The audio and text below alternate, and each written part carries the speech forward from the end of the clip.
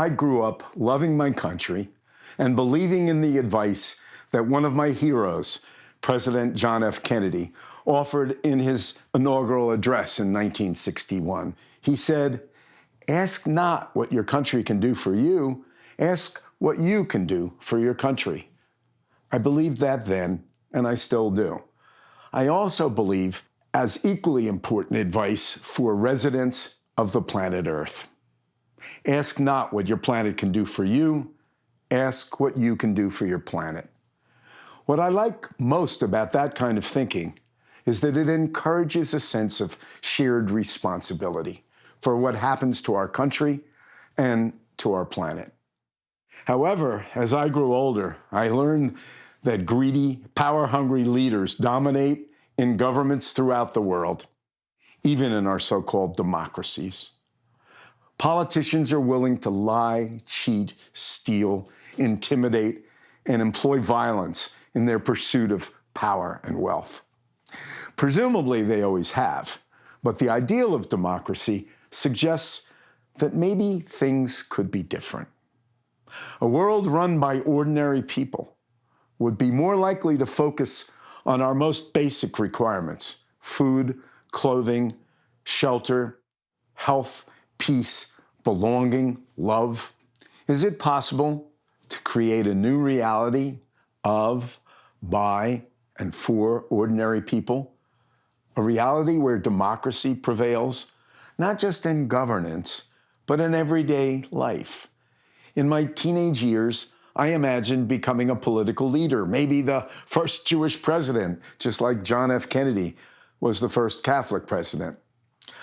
I will always remember in my last year of high school, walking into the guidance counselor's office, where everyone was gathered around a small television, to find out that President Kennedy was dead.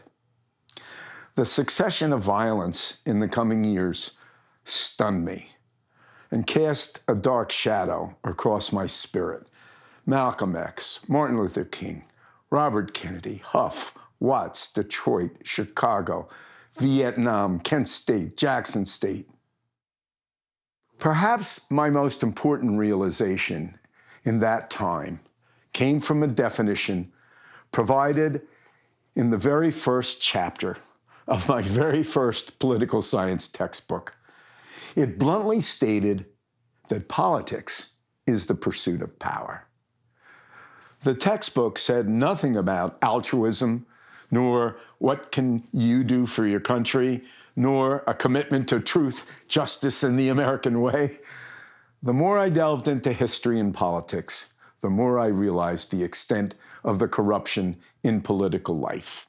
I couldn't imagine myself saying or doing what politicians have to do to win elections. So I abandoned my political aspirations. But I was still deeply concerned about good governance. As a young couple, my wife Susan and I were elected as political party committee people in our small town. We campaigned for people we cared about, but we couldn't bring ourselves to back some of the party's candidates who were nothing more than political hacks. Political parties are a threat to good governance. George Washington saw that clearly.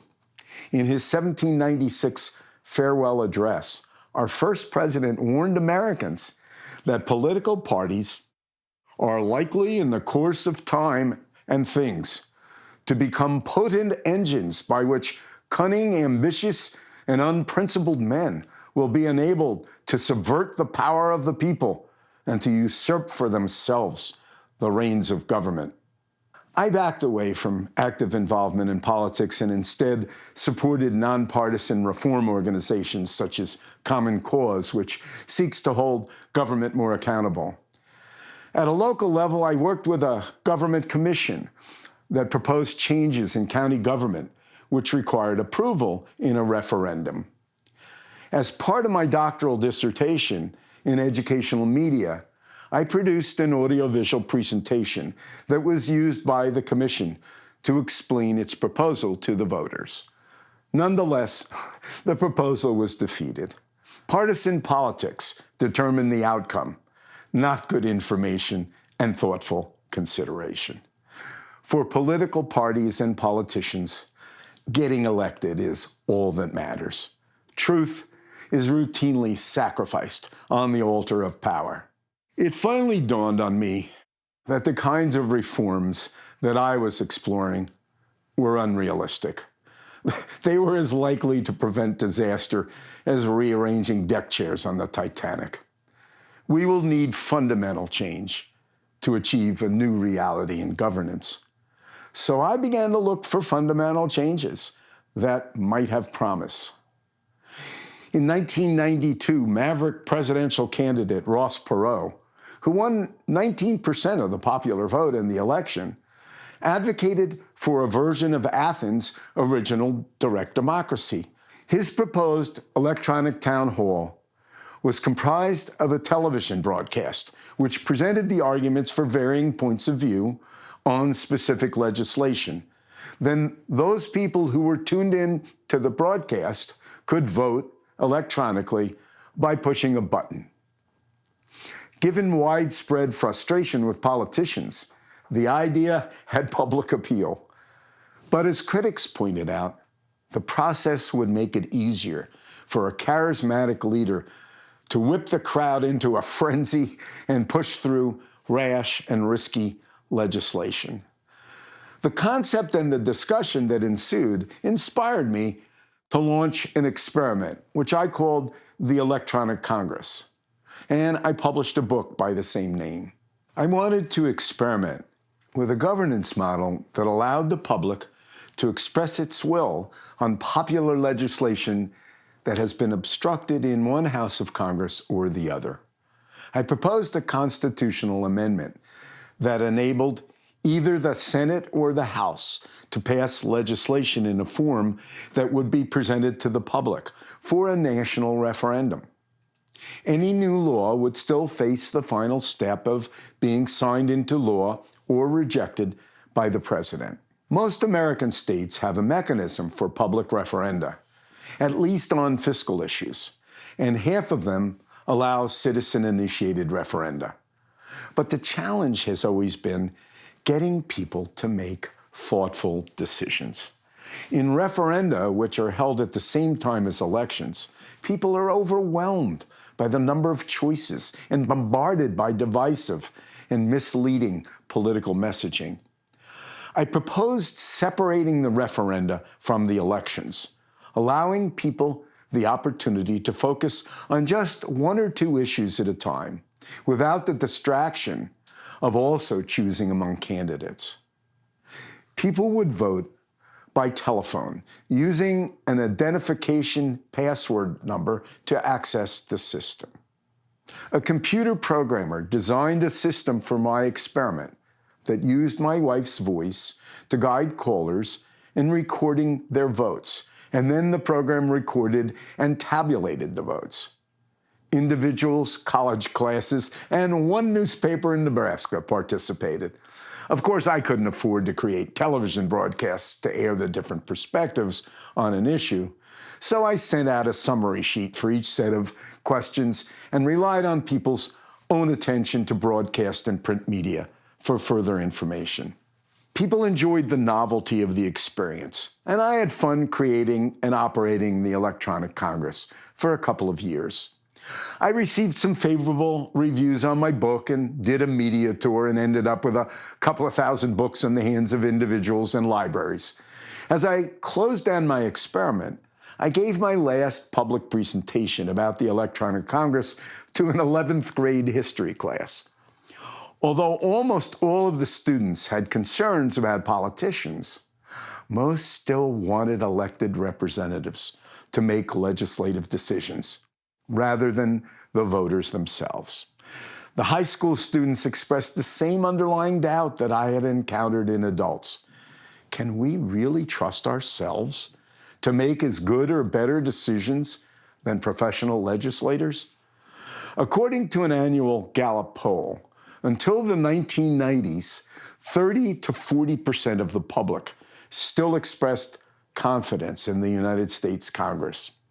But that number has fallen to about 10%. I didn't realize how dissatisfied voters were until 2012, when I noticed a poll in which 1,000 likely U.S. voters were asked, would a group of people selected at random from the phone book do a better job of addressing the nation's problems than the current Congress? 43% answered yes. The poll suggested to me that it was time to look into sortition, choosing legislators by democratic lottery rather than by election. In ancient Athens, Greece, the original democracy, they selected 90% of public officials by sortition, not election, thereby assuring a true representation of citizens in legislative roles and on juries. American and British courts have carried on the Athenian tradition for hundreds of years, selecting jury members randomly from the tax rolls. No less important than legislators, we trust juries with our most momentous decisions, whether to take freedom or even life itself from our fellow human beings. Can we build a new reality in governance that bypasses politicians and political parties and gives ordinary citizens a direct role in decision-making? Brett Hennig thinks so. His book, The End of Politicians, Time for a Real Democracy, points to the growing evidence that citizens' assemblies comprised of randomly selected ordinary people can and do make balanced, informed, and trustworthy decisions. The Sortition Foundation, co-founded by Hennig, advocates for a permanent change in the United Kingdom's parliament, creating a House of Citizens selected by sortition to replace the undemocratically appointed House of Lords and to act as a counterbalance to the elected House of Commons. Hennig and his colleagues have organized a number of sortition-selected citizens' assemblies in Europe, which have been funded by governments to address local needs, such as how to improve regional transportation in Cambridge, UK, and Budapest, Hungary.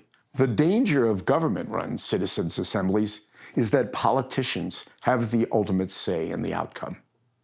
Yet these assemblies have shown great promise in resolving especially divisive issues that professional politicians fear and avoid, such as abortion, same-sex marriage, climate change.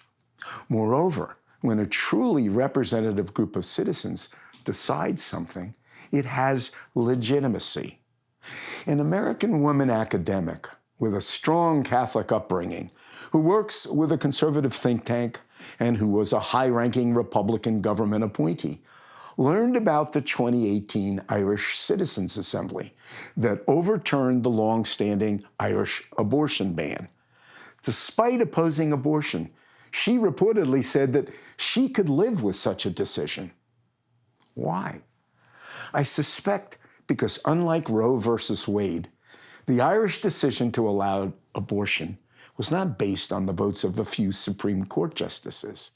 Ireland's plan was proposed by a representative group of ordinary citizens in an assembly that heard from a wide range of experts and from women who had suffered the consequences of the ban. 2/3 of the delegates voted to end the abortion ban. So did 2/3 of the Irish public in the final referendum that affirmed the Assembly's decision. So I'm asking you, can the legitimacy of a truly representative form of decision-making bring about a new reality in governance? And can such a new reality allow us to collectively improve the prospects for ordinary people's lives?